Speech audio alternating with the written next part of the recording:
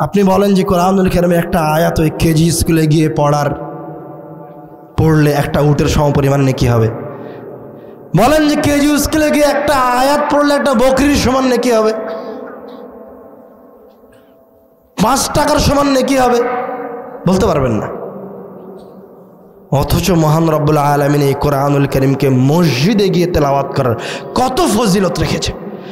আর এমনি কোরআন হাদিসের আলোচনার ফজিলতের কথা তো বললাম, রহমত অবতীর্ণ হয়, সাকিনা প্রশান্তি অবতীর্ণ হয়, ফেরেশতারা ঘিরে ধরে থাকে। আরও অনেক হাদিস আছে, একটা আপনাদেরকে গল্পও বলি। আবু হুরায়রা রাদিয়াল্লাহু তাআলা আনহু থেকে বর্ণিত, ওনার সাথে ঘটনাটা। আবু হুরায়রা রাদিয়াল্লাহু তাআলা আনহু মদিনার বাজারে গিয়ে, বাজারে যে সমস্ত মানুষ দোকানপাটে বসে আছে ওদেরকে গিয়ে বলছে যে রাসূল সাল্লাল্লাহু আলাইহি ওয়াসাল্লামের সম্পদ ভাগ মানে বন্টন করে দেওয়া হচ্ছে, তোমরা বাজারে কি করছো? রাসূলের সম্পদকে বন্টন করা হচ্ছে, তোমরা রাসূলের সম্পদগুলিকে নিতে যাও। মানুষ দোকানপাট বন্ধ করে তাড়াতাড়ি করে সব মানুষ চলে গেছে। আবু হুরায়রা রাদিয়াল্লাহু তাআলা আনহু তাদেরকে বলে দিয়েছে যে রাসূল সাল্লাল্লাহু আলাইহি ওয়াসাল্লামের মিরাস সম্পদ মসজিদে বন্টন করা হচ্ছে। সবাই দোকানপাট বন্ধ করে মসজিদে চলে গেছে। গিয়ে দেখে মসজিদে কোনো কিছু নাই, কোনো টাকা পয়সা তো দেখা যায় না। ওরা ফিরে এসে আবার আবু হুরায়রা রাদিয়াল্লাহু তাআলা আনহুকে বলছে যে কই, আমরা তো মসজিদে কোনো কিছু দেখলাম না। তখন আবু হুরায়রা রাদিয়াল্লাহু তাআলা আনহু বলছে, কেন তুই মসজিদে কোনো কিছুই দেখোনি? তখন ওরা বলছে, হ্যাঁ দেখলাম, কিছু মানুষ মসজিদে সালাত আদায় করছিল, কিছু মানুষ মহান রব্বুল আলামিনের জিকিরে লিপ্ত ছিল। তখন আবু হুরায়রা রাদিয়াল্লাহু তাআলা আনহু বলছেন, ওই হাকুম, হায় হায়, এটাই তো মহান রাসূল সাল্লাল্লাহু আলাইহি ওয়াসাল্লামের সম্পদ। ওই হাকুম, এটাই তো রাসূল সাল্লাল্লাহু আলাইহি ওয়াসাল্লামের মিরাস।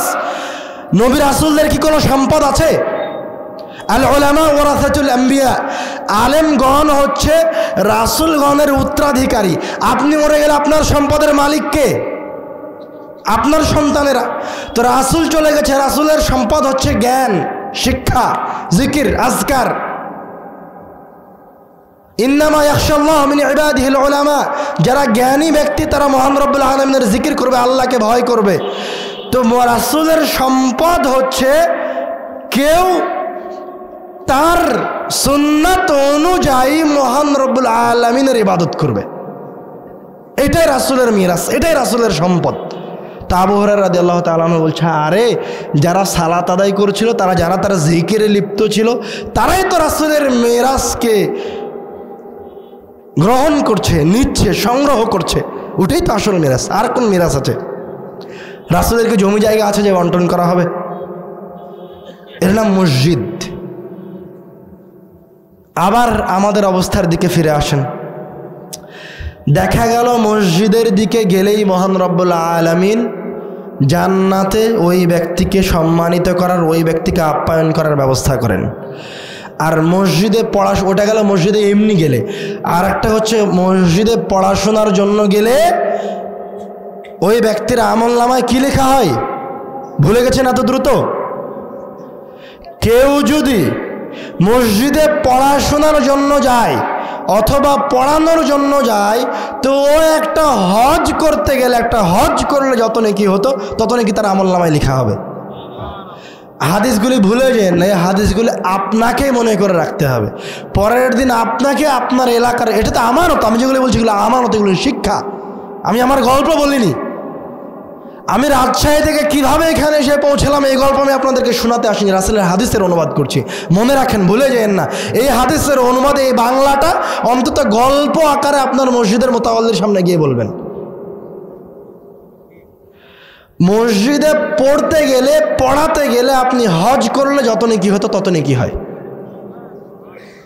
আর মসজিদে বসে পড়াশোনা করলে আল্লাহর পক্ষ থেকে রহমত, প্রশান্তি আর ফেরেশতারা ঘিরে ধরে থাকে।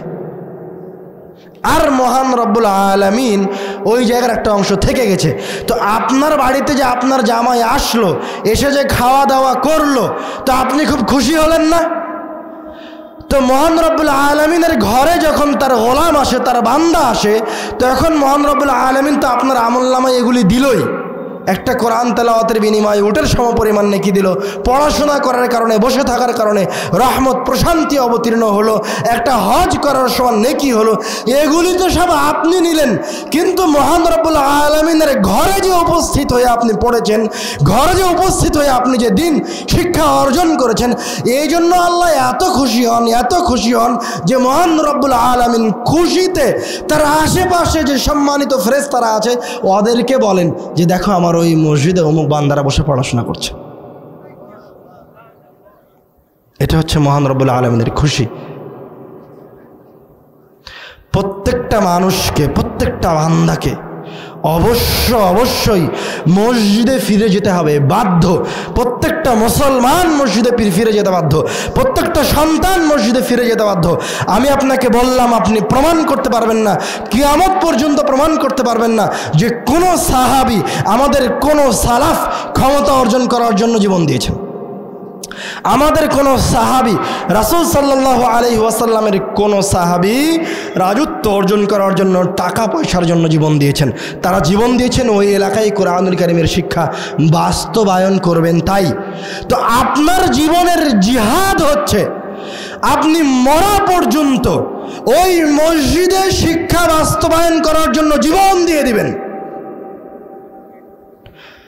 প্রয়োজনে ওই মসজিদের শিক্ষা বাস্তবায়ন করতে গিয়ে যদি আপনার জীবন দিয়ে দিতে হয়, ওই মসজিদ কমিটি যদি আপনাকে জবাই করে, তো আপনি আল্লাহর রাস্তায় জবাই হয়ে যান। ওটাই আপনার শহীদের মর্যাদা।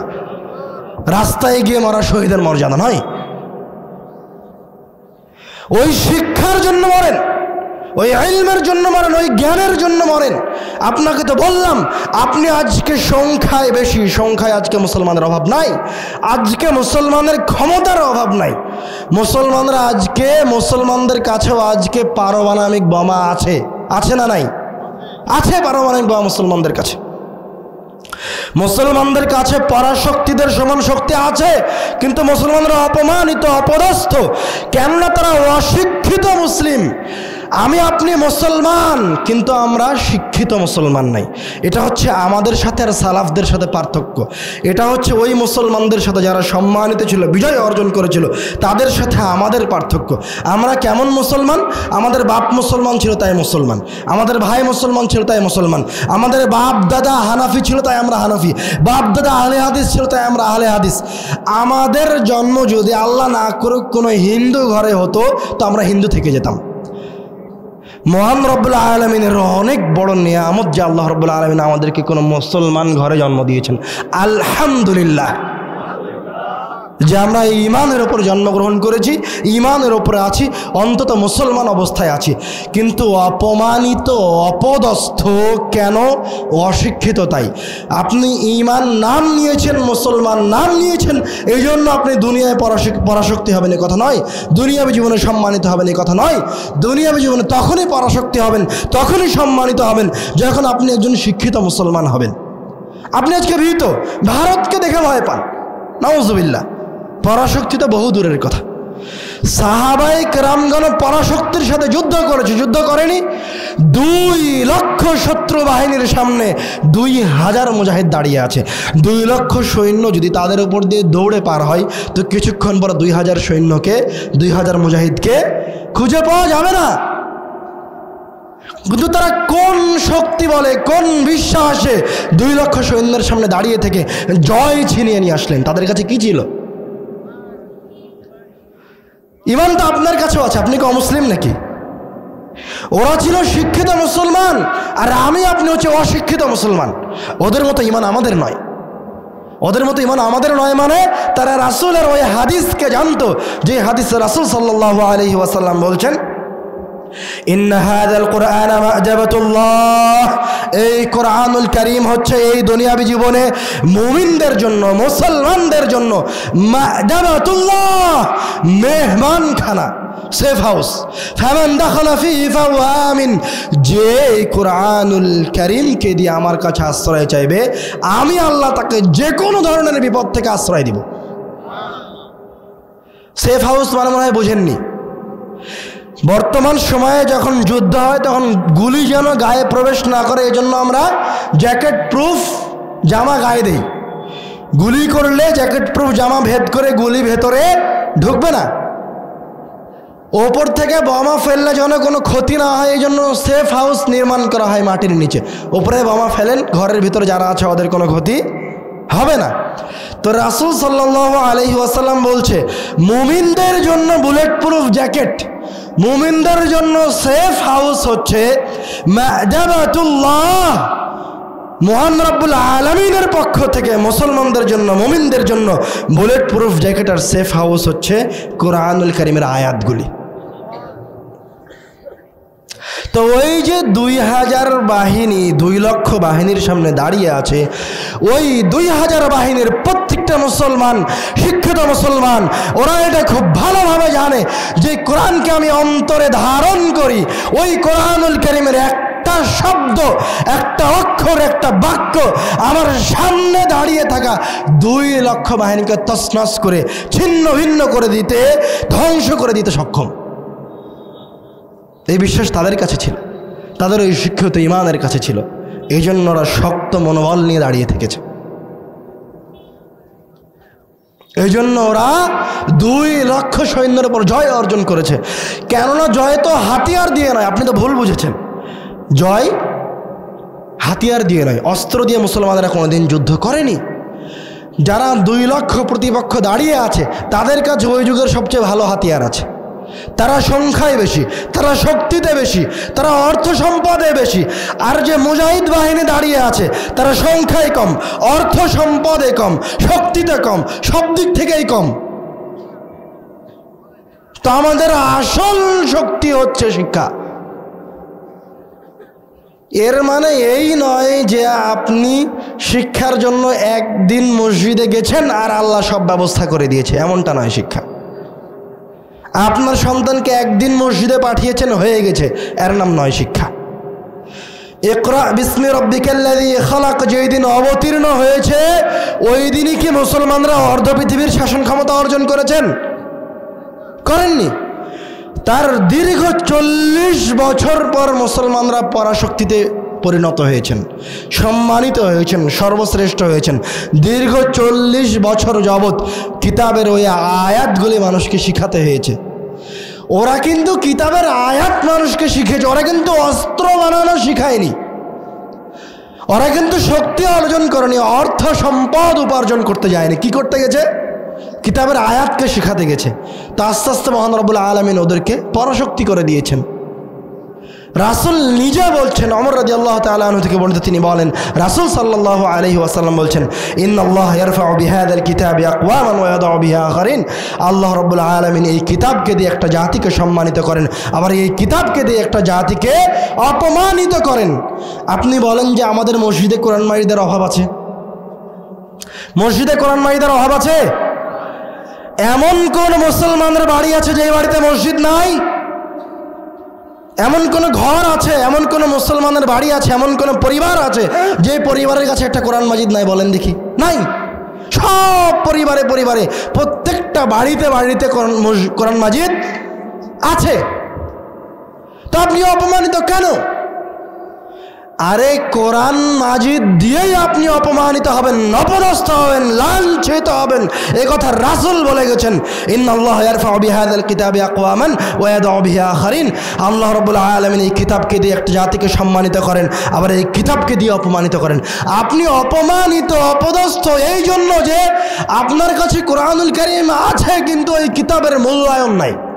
আপনি প্রত্যেক দিন সকাল সন্ধ্যা ওই কিতাবকে অপমান করেন। কিভাবে অপমান করেন? আপনি সকালবেলায় উঠে কোরআন মাজিদ তেলাওয়াত করেন না, আপনার সন্তান কোরআন মাজিদ পড়তে জানে না, আপনার সন্তান কোরআন মাজিদ পড়ে না, বাপ মা কোরআন মাজিদ পড়ে না, ভাই বোন কোরআন মাজিদ পড়ে না, এটাই কোরআন মাজিদের জন্য অপমান।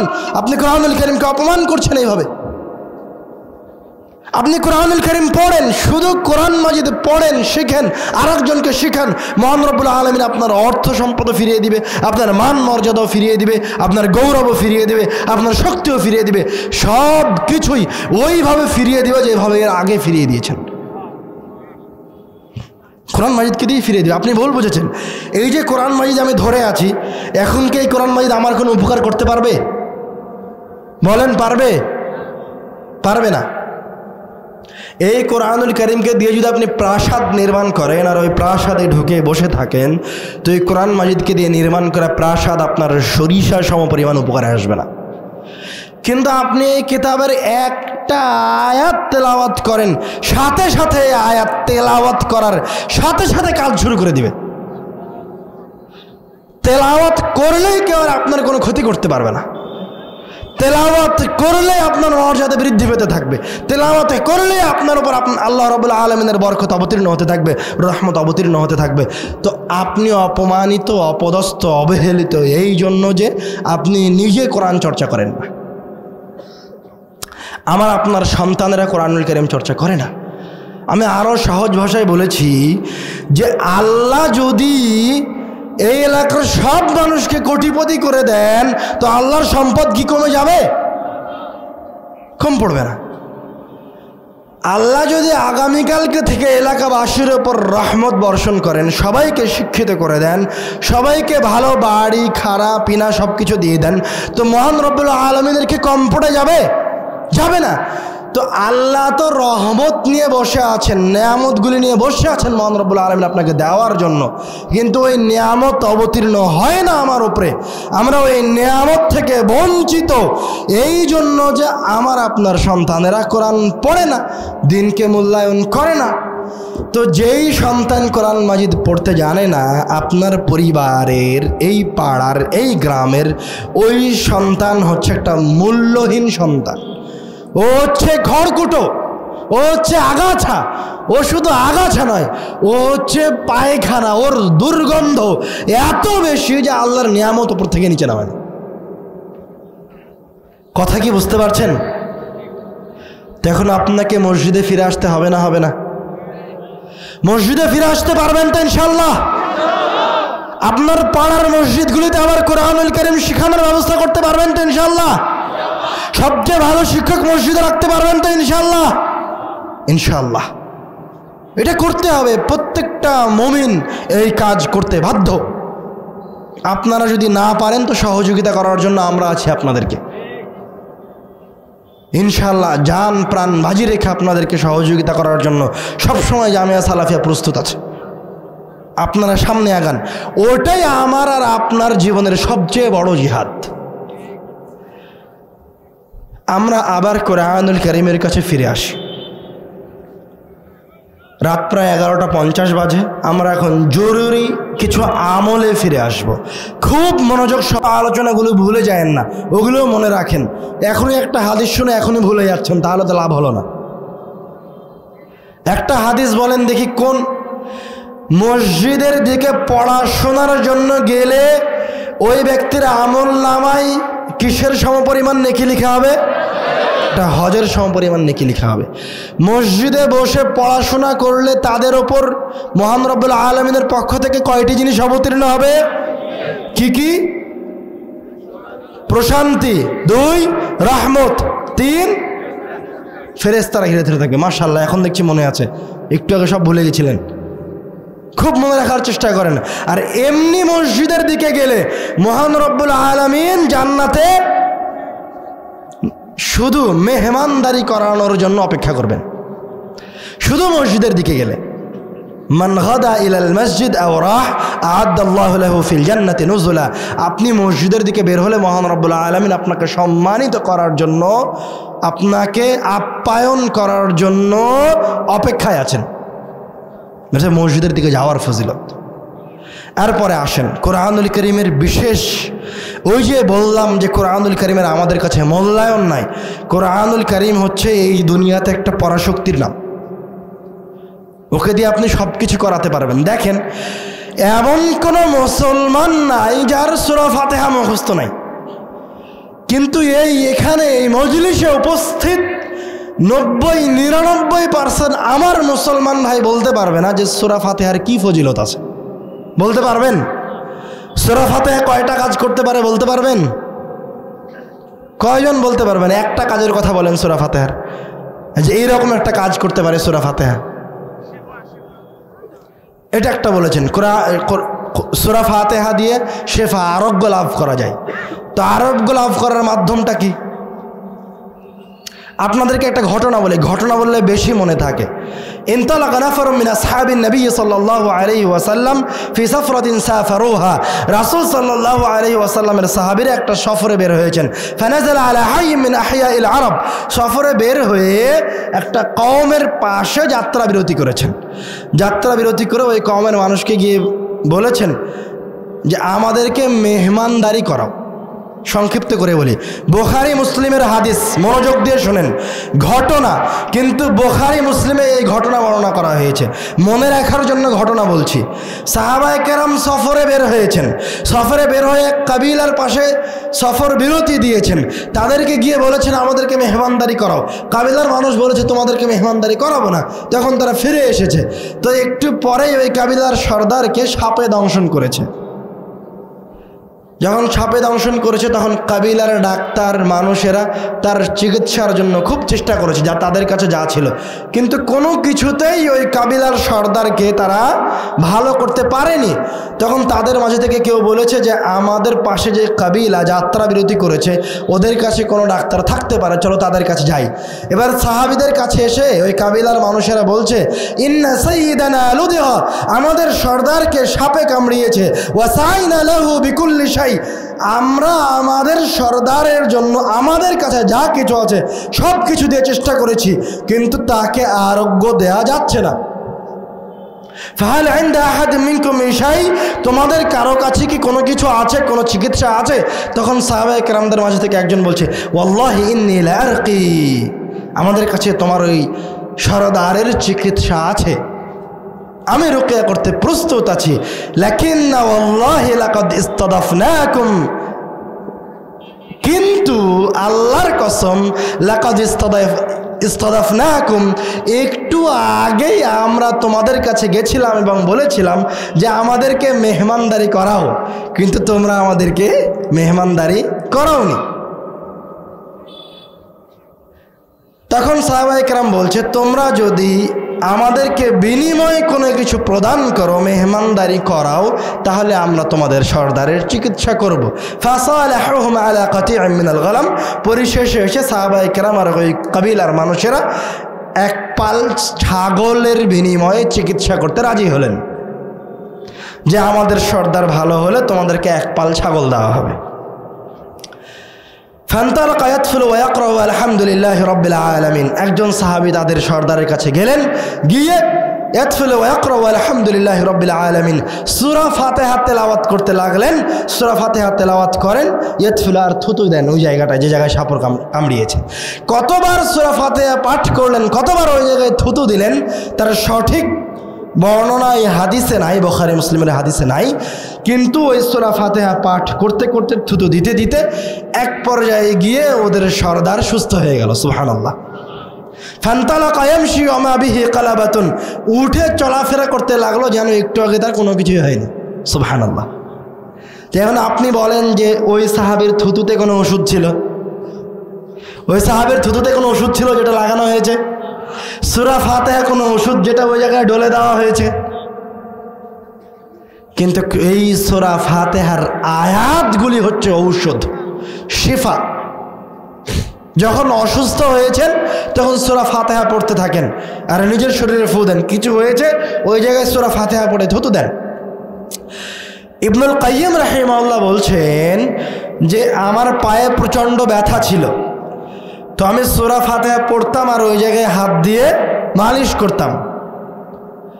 তো সূরা ফাতিহা কয়েকবার পড়ে ওই জায়গায় মালিশ করলে ওই ব্যথাটা আমার দূর হয়ে যেত। উনি বলছেন যে আমি জমজমের পানিতে, জমজমের পানি হচ্ছে শেফা, আল্লাহ জমজমের পানিতে আরোগ্য রেখেছেন। জমজমের পানি খেলে কি হয়?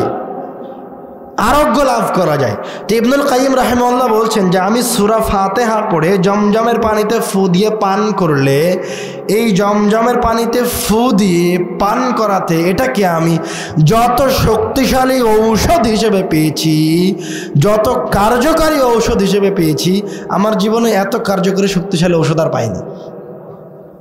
এগুলো হচ্ছে মহান রব্বুল আলামিনের পক্ষ থেকে দেওয়া এক একটা আমাদের জন্য সহজ সমাধান। রাসূল সাল্লাল্লাহু আলাইহি ওয়াসাল্লাম বলেছেন আ'যামু সূরাতিন ফিল কুরআন আলহামদুলিল্লাহি রাব্বিল আলামিন, সূরাতুল ফাতিহা। কোরআন মাজিদের সবচেয়ে শ্রেষ্ঠ সূরাটা হচ্ছে সূরা ফাতিহা। উম্মুল কোরআন হচ্ছে সূরা ফাতিহা, সাবউল মাসানি হচ্ছে সূরা ফাতিহা। আরেকটা হাদিসের দিকে আসেন, আমরা কয়েকটা সূরার আমলের কথা বলবো, মনে রাখার চেষ্টা করবেন।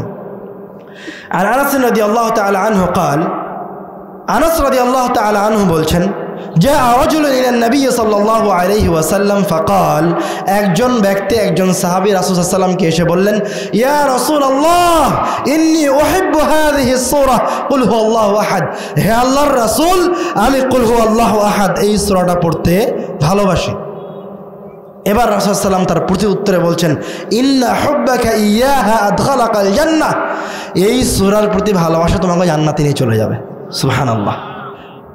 আরেক হাদিসে এসেছে রাসূল সাল্লাল্লাহু আলাইহি ওয়াসাল্লাম সাহাবীদেরকে এসে জিজ্ঞাসা করলেন, আয়াজুযু আহাদুকুম ইয়াকরা ফি লাইলাতিন সুলুসাল কোরআন। তোমাদের মাঝে কি এমন কোনো ব্যক্তি আছে, এমন কেউ আছে যে রাত্রে এক রাত্রে কোরআনুল কারীমের 3 ভাগের 1 ভাগ তেলাওয়াত করতে পারে না? তখন সাহাবীরা বলছে, কাইফা যালিকা ইয়া রাসূলুল্লাহ, প্রত্যেক দিন নিয়মিত রাত্রে কি কোরআনুল কারীমের 3 ভাগের 1 ভাগ তেলাওয়াত করা সম্ভব? কাইফা যালিকা, সেটা কিভাবে সম্ভব? এবার রাসূল সাল্লাল্লাহু আলাইহি ওয়াসাল্লাম আমাদেরকে তো অনেক ভালোবাসেন, আল্লাহ তো আমাদেরকে ভালোবাসেন, কোরআনুল কারীমের 3 ভাগের 1 ভাগ তেলাওয়াত করাকে আমাদের জন্য সহজ করে দিচ্ছেন। রাসূল সাল্লাল্লাহু আলাইহি ওয়াসাল্লাম বলছেন, কুল হুয়াল্লাহু আহাদ তা'দিলু সুলুসাল কোরআন। তোমরা যদি কুল হুয়াল্লাহু আহাদ সূরাটা তেলাওয়াত করো, তাহলে কোরআনুল কারীমের 3 ভাগের 1 ভাগ তেলাওয়াত করলে যত নেকি হতো তত নেকি তোমাদের আমলনামায় দিয়ে দেওয়া হবে। এখন কেউ যদি কোরআনুল কারীম এই কুল হুয়াল্লাহু আহাদ সূরাটা 3 বার তেলাওয়াত করে, তাহলে পূর্ণ কোরআনুল কারীম তেলাওয়াত করলে যত নেকি হতো তত নাকি তার আমলনামায় লিখে দেওয়া হবে। সুবহানাল্লাহ। কোরআনুল কারীমের আরেক আশ্চর্যজনক ক্ষমতায় আসেন। عن أمامة الباهلي رضي الله تعالى عنه قال, قال رسول الله صلى الله عليه وسلم, رسول صلى الله عليه وسلم বলছেন, من قرأ آية الكرسي دبر كل صلاة مكتوبة لم يمنعه من دخول الجنة إلا الموت। যেই ব্যক্তি 5 ওয়াক্ত ফরজ সালাতের পরে আয়াতুল কুরসি এই আয়াতটা তেলাওয়াত করবে, লাম ইয়ামনাহু মিন দুখুলিল জান্নাতি ইল্লাল মাউত, ওই ব্যক্তি মারা গেলেই সরাসরি জান্নাতে চলে যাবে। সুবহানাল্লাহ। হাদিসের ইবারত আরো কঠিন, লাম ইয়ামনাহু মিন দুখুলিল জান্নাতি ইল্লাল মাউত। মনে করেন ওই মানুষটা 5 ওয়াক্ত সালাতের পরে আয়াতুল কুরসি তেলাওয়াত করে, তো এখনো জান্নাতে যায়নি কেন? ও মারা যায়নি। তাই রাসূল বলছেন, তার আর তার জান্নাতের মাঝের প্রতিবন্ধকতা হচ্ছে, বাধা হয়ে দাঁড়িয়ে আছে হচ্ছে তার মৃত্যুটা। ও মারা গেলে জান্নাতে চলে যাবে। সুবহানাল্লাহ। আরেকটা হাদিসে আসেন, রাসূল সাল্লাল্লাহু আলাইহি ওয়াসাল্লাম বলছেন, মান ক্বারা সূরাতাল কাহফি ফি ইয়াউমিল জুমআহ আযা লাহু নূরুন মা বাইনাল জুমআতাইন। কেউ যদি জুমার দিনে শুক্রবারে সূরা কাহফ তেলাওয়াত করে, তো জুমার দিনে সূরা কাহফ তেলাওয়াতের বিনিময়ে আযা লাহু নূরুন মা বাইনাল জুমআতাইন, আল্লাহ রাব্বুল আলামিন সূরা কাহফ তেলাওয়াতকারীর ঈমানে একটা নূর, একটা আলো দিয়ে দিবেন, তার ঈমানটাকে উজ্জ্বল করে দিবেন। তার ঈমানটা জুমার দিনে সূরা কাহফ তেলাওয়াত করার কারণে আরেক জুমা আসা পর্যন্ত দীর্ঘ 1 সপ্তাহ 7 দিন যাবত উজ্জ্বল শক্তিশালী অবস্থায় থাকবে। সুবহানাল্লাহ।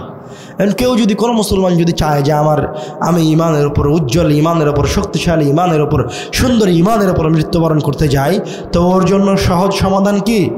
প্রত্যেক শুক্রবারে সূরা কাহফ তেলাওয়াত করবে। আরেক হাদিসে রাসূল সাল্লাল্লাহু আলাইহি ওয়াসাল্লাম বলছেন যে সূরা কাহফের প্রথম 10 আয়াত মুখস্থ রাখতে পারবে, রাসূল সাল্লাল্লাহু আলাইহি ওয়াসাল্লাম থেকে দাজ্জালের ফিতনা থেকে রক্ষা করবেন। সুবহানাল্লাহ। এইভাবে রাসূল সাল্লাল্লাহু আলাইহি ওয়াসাল্লাম বিভিন্ন হাদিসে কুরআনুল কারীমের বিভিন্ন সূরার মর্যাদার কথা বলেছেন। এক সূরা তেলাওয়াত করলে, যেমন সূরা মুলক তেলাওয়াত করলে কবরের আযাব মাফ করা হবে। কবরের আযাবের মাঝে, আপনার মাঝে আর আপনার কবরের আযাবের মাঝের প্রতিবন্ধকতা হচ্ছে সূরাতুল মুলক। তাবারাকাল্লাযী বিয়াদিহিল মুলক, এই সূরা যদি আপনি নিয়মিত তেলাওয়াত করেন, তো আপনার কবরে আপনার শাস্তি আর আপনার মাঝের প্রতিবন্ধকতা হিসেবে কাজ করবে সূরাতুল মুলক। সাহাবীরা বলছে, আমাদের যুগে এই সূরাকে মানিআ তথা প্রতিবন্ধক সূরা হিসেবে চেনা হতো। সূরা মুলকের আরেকটা নাম ছিল মানিয়া, যে বাধা দিতে পারে।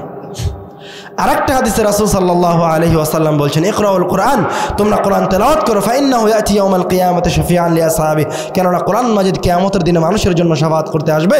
ইকরাউ যারাওয়াইন, বিশেষ করে উজ্জ্বল দুইটি সূরাকে তেলাওয়াত করো। উজ্জ্বল দুইটি সূরা কি? আল বাকারা ওয়া সূরাত আলে ইমরান, সূরা বাকারা আর সূরা আলে ইমরান তেলাওয়াত করো। ফাইন্নাহুমা তা'তিয়ান ইয়াউমাল কিয়ামাতি কাআন্নাহুমা গামামাতান, কেননা এই দুইটি সূরা কিয়ামতের দিনে দুইটি মেঘ খণ্ডের আকৃতি ধারণ করে আসবে, অথবা কাআন্নাহুমা গায়ায়াতান, দুইটি সামিয়ানার আকৃতি ধারণ করে আসবে, অথবা কাআন্নাহুমা ফিরকান মিন তাইরিন সাওয়াফ, ডানা মেলে উড়তে থাকা দুই ঝাঁক পাখির আকৃতি ধারণ করে আসবে। কিন্তু সূরা বাকারা সূরা আলে ইমরান যারা দুনিয়াবী জীবনে তেলাওয়াত করেছে তাদের জন্য সূরা বাকারা আলে ইমরান কিয়ামতের দিনে উপস্থিত হবেই হবে। উপস্থিত হয়ে কি করবে? তুহাজ্জানি আন আসহাবিহিমা, মহান রব্বুল আলামিনের সামনে আপনার আমলনামা ওজন করা হচ্ছে, পাপের দাড়ি পাল্লা ভারী হয়ে গেছে। আপনি দুনিয়াবী জীবনে সূরা বাকারা আলে ইমরান তেলাওয়াত করতেন, রাসূল সাল্লাল্লাহু আলাইহি ওয়াসাল্লাম বলছেন এই মুমিন বান্দার জন্য এই বিপদের সময় সূরা বাকারা আলে ইমরান ছুটে আসবে, মহান রব্বুল আলামিনের সামনে দাঁড়াবে। তুহাজ্জানি আন আসহাবিহিমা, ওই বিপদে পড়া মুমিন বান্দার পক্ষ নিয়ে মহান রব্বুল আলামিনের সাথে ঝগড়া শুরু করে দিবে। কি বলবে? হে আল্লাহ, দুনিয়াতে এই ব্যক্তি আমাকে তেলাওয়াত করেছে, তুমি তাকে জাহান্নামে দিতে পারো না, তাকে জান্নাত দাও, আমি তাকে জান্নাতে নিয়ে যাব। এইভাবে আল্লাহর সাথে ঝগড়া করে এই ব্যক্তিকে জান্নাতে নিয়ে যাবে। সুবহানাল্লাহ। কোন দুইটি সূরা? সূরা বাকারা আলে ইমরান। এবার আসেন আপনার কথায়, যারা দুই একজন উঠে যাচ্ছে তাদের কথায় আসেন। এবার এদের কথাও রাসূল সাল্লাল্লাহু আলাইহি ওয়াসাল্লাম হাদিসে বলে দিয়েছেন, ওয়ালা তাস্তাতিউহুমাল ওয়াতালা, কোরআনুল কারীমের এমন মহান কঠিন ক্ষমতা থাকার পরেও, শক্তি থাকার পরেও এক শ্রেণীর মানুষ কোরআনুল কারীমের এই সূরার উপর আমল করতে পারবে না। এ কথা রাসূল বলে গেছেন, আমি বলিনি। তারা কারা? ওয়ালা তাস্তাতিউহুমাল বাতালা, যারা অধৈর্য, যারা অলস, যারা অসচেতন, যারা মনোযোগী নয়। আমি শত শত কিলোমিটার দূর থেকে এখানে এসে আপনাকে রাসূলের হাদিস অনুবাদ করে শোনাচ্ছি, আর দু একজন মানুষ কিভাবে মনে করলো যে হাদিসের মজলিস থেকে উঠে যেতে হবে। আপনি বলেন যে এই মজলিস থেকে উঠে গিয়ে আপনি আমাকে অপমান করেছেন।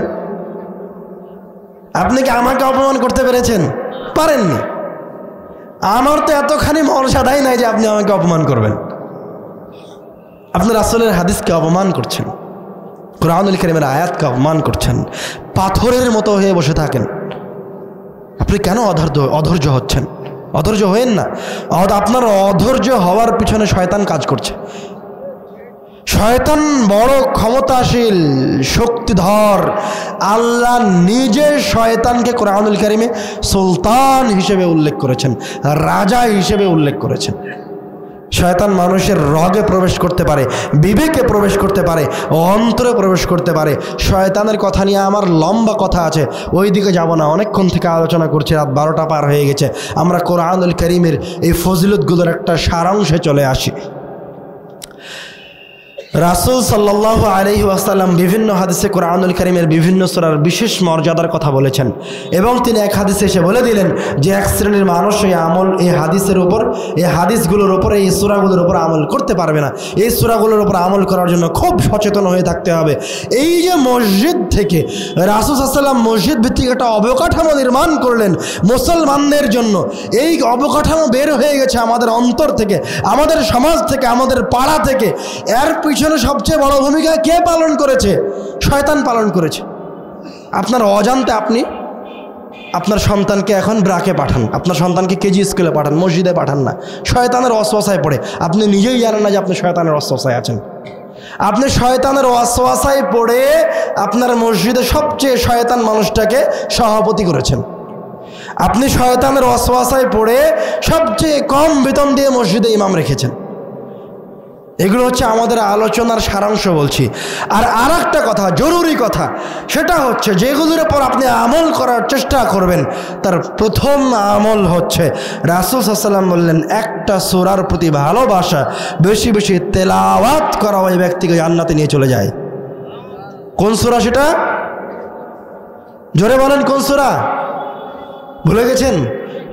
সূরাতুল ইখলাস। জোরে বলেন কোন সূরা? সূরা ইখলাস। খবরদার ভুলে যাবেন না।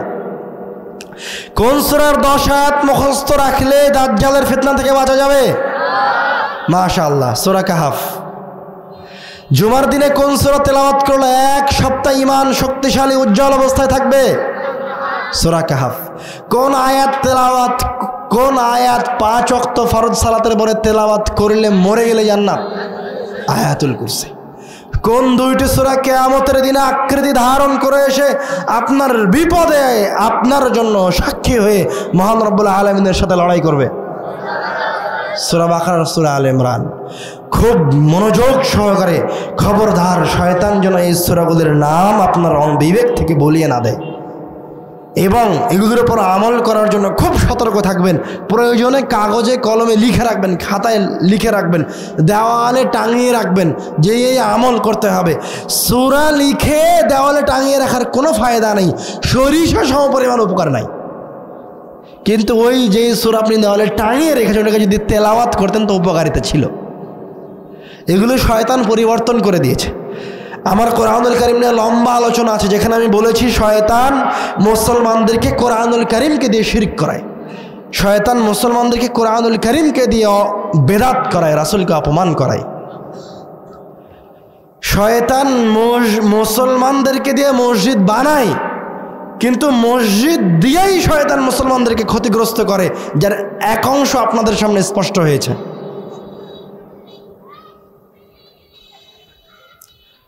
এগুলি গেল কোরআনুল কারীমের বিভিন্ন সূরার ফজিলত। কোন সূরার ফজিলত বাদ পড়েছে যেটা আমরা এখানে বলেছি? সূরা ফাতিহা বাদ পড়েছে। সূরা ফাতিহা হচ্ছে কোরআনুল কারীমের সবচেয়ে শ্রেষ্ঠ সূরা, এবং এই সূরার মাঝে কি রয়েছে? মহান আরোগ্য রয়েছে। সাপেও যদি কামড় দেয় আর সূরা ফাতিহা তেলাওয়াত করে ওই জায়গায় থুতু দেওয়া হয় তো আল্লাহ রাব্বুল আলামিন আরোগ্য দান করবেন। আরেকটা সূরার কথা বলেছি, যেই সূরা আপনার কবরের আযাব থেকে বাঁচাবে, ওই সূরার নাম কি? সূরাতুল মুলক। আপনারা এই সমস্ত সূরাগুলির ওপর আমল করার জন্য জীবন বাজি রেখে চেষ্টা করেন। আমরা আমাদের আলোচনা বলে এই কথা বলিনি যে আমাদের দেশের সব শিক্ষা প্রতিষ্ঠানগুলিকে বন্ধ করে দিতে হবে, এই কথা নয়। ওই শিক্ষা প্রতিষ্ঠান চলবে, আপনি চালান, কিন্তু আপনার জীবনের সূচনা করেন মসজিদ দিয়ে। পারবেন তো ইনশাআল্লাহ? আপনার সন্তানের জীবনের সূচনা কোথায় থেকে হবে? আপনি, আমি এবং আমাদের সন্তানেরা প্রাথমিক শিক্ষা কোথায় শিখব? মসজিদে গিয়ে। আমরা জ্ঞান অর্জন করার জন্য শুরুতে কোথায় যাব? আমাদের মসজিদের দায়িত্বশীল আমরা কাকে রাখব? সবচেয়ে ইমানদার জ্ঞানীগুণী ব্যক্তিকে। আমাদের মসজিদের শিক্ষক কাকে রাখব? সবচেয়ে ইমানদার জ্ঞানীগুণী ব্যক্তিকে। আর একটা ভুলের কথা বলে যাই, না হলে আপনি এখনো ভুলের মাঝে থাকবেন। ভুলটা কি? আপনি আমাদের টাকা পয়সা সব মসজিদের বড় মিনার আর সুন্দর স্টেজ আর এসি লাগানোর পিছনে ব্যয় করছি, অথচ একটা হাদিস পাবেন না যে রাসূল অথবা সাহাবী অথবা তাবেঈন তাদের অর্থ সম্পদকে মসজিদের কারুকাজের পিছনে ব্যয় করেছে। তারা তাদের অর্থ সম্পদ, টাকা পয়সা, জীবন, নিজেদের প্রতি ফোঁটা রক্ত একটা মসজিদই বানিয়ে ওই মসজিদে শিক্ষা কার্যক্রম বাস্তবায়ন করার জন্য ব্যয় করেছেন। মসজিদের মিনার নয়, মসজিদের টাইলস নয়, মসজিদের এসি নয়। আপনার মসজিদ হবে ওই এলাকার 80টা বাড়িঘর যেমন, 80% বাড়িঘর যেমন, ওই রকম। আল্লাহর সম্মান মসজিদের টাইলসের মাঝে নাই, শয়তান ভুল বুঝিয়েছে। গ্রামের মানুষ 80% মানুষই ভ্যান চালায়, তাও ওই টাকাটা দিয়ে মসজিদে টাইলস লাগাতে গেছে। ভুল জায়গায় আছেন আপনি। ওই টাকা আপনার বিরুদ্ধে সাক্ষ্য দিতে পারে, কেননা আপনি মসজিদে যেই কাজ, যে সুন্নাত রাসূল সাল্লাল্লাহু আলাইহি ওয়াসাল্লাম রেখে গেছেন, ওই সুন্নাতকে আপনি সরিয়েছেন। ওই মসজিদে এসি লাগিয়ে আর দামি দামি ফ্যান লাগিয়ে আর দামি ঘড়ি টাঙিয়ে ওই মসজিদের ফ্যান, এসি আর ওই ঘড়ির হেফাজত করার জন্য ওই মসজিদেই তালা মেরে দিয়েছেন, নাউজুবিল্লাহ। অথচ মসজিদ খোলা থাকার কথা। মসজিদে এসে ইহুদি খ্রিস্টান পেশাব করে দিবে, আপনি মসজিদে ঢুকে ওই মসজিদের পেশাব ধুয়ে পরিষ্কার করবেন, এটা হবে আপনার আদর্শ। রাসূল সাহাবীরা মসজিদে উপস্থিত, একজন বিদঈন মসজিদে এসে পেশাব করে দিল, সাহাবীরা উদ্ধত হয়ে এলো। রাসূল সাল্লাল্লাহু আলাইহি ওয়াসাল্লাম বললেন, না, ও যা করছে করতে দাও। বিদঈন পেশাব করে গেল, এবার রাসূল সাহাবীদেরকে বলছে, তোমরা এবার ধুয়ে পরিষ্কার করো।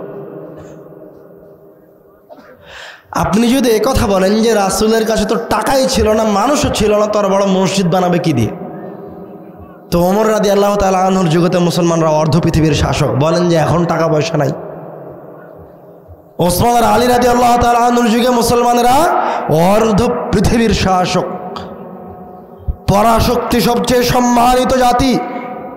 কিন্তু ওনারা জানতেন যে আমাদের সম্মান, আমাদের এই পরাশক্তি হওয়ার পিছনে, আমাদের মর্যাদার পিছনে, আমাদের এই শক্তির পিছনে আসল যে জিনিসটা ভূমিকা রাখছে সেটা হচ্ছে আমাদের এই শিক্ষিত ঈমান, আমাদের শিক্ষা, আমাদের সন্তানদের শিক্ষা, আমাদের শিক্ষিত ঈমান। এই জন্য যে আমরা শিক্ষিত মুসলমান। ওরা তাদের জীবনকে বিলীন করেছেন। একটা মানুষকে, একটা সন্তানকে কোরআনুল কারীমে একটা আয়াত শিখাবেন, তাই আপনি আপনার জীবনকে বিলীন করেন, আপনার টাকা পয়সাকে বিলীন করেন, আপনার মসজিদের সব টাকা পয়সা বিলীন করেন, যে ওই এলাকার সব সন্তানগুলিকে ওই মসজিদে উপস্থিত করাবেন কিভাবে, সেই জন্য। আল্লাহ রাব্বুল আলামিন আমাদেরকে বাংলাদেশের প্রত্যেকটা গ্রামের, প্রত্যেকটা পাড়ার প্রত্যেকটা মসজিদে পুনরায় রাসূল সাল্লাল্লাহু আলাইহি ওয়াসাল্লামের এই সুন্নাতকে কায়েম করার, মসজিদ ভিত্তিক শিক্ষা ব্যবস্থা চালু করার তৌফিক দান করুন, আল্লাহুম্মা আমিন।